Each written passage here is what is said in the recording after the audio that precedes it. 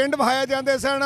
वो बंदा जिहड़ा खेतां 'च काम करदा ते ओहदी बीवी जिहड़ी है बेगम जिहड़ी है वो भांडे सिर ते पत्ता लैके उहनूं पत्ता आंदे सन, सिर दे उत्ते चाटी रखनी ते हत्थ दे विच रोटी फड़नी ते ओह रोटी लैके आउणी। और पंजाबी कल्चर असल वसेब सी। हाजी अरशद साहब अज दे प्रोग्राम दे बारे, अज 21 फरवरी है, माँ बोली दिहाड़े, तुसीं किहड़ी गल करोगे?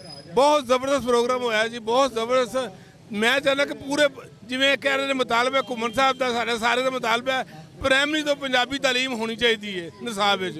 ते पंजाबी कल्चर के हवाले नाल रहमानी न्यूज़ HD तुसीं तुहाडी नज़र विच की कर रहा है?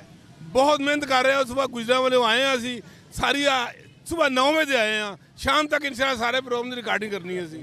हाँ जी बिल्कुल बिल्कुल नाज़रीन वेखो अज का यह शानदार प्रोग्राम जिथे साड़ियाँ मावां भैणां धीआं बेटियां छोटे छोटे बच्चे भी जिहड़े ने ये गौरमेंट हुकूमत पंजाब के अगे इन्हां दा मुतालबा है कि पहली क्लास तो पंजाबी नूं पढ़ाना लाजमी करार दिता जाए।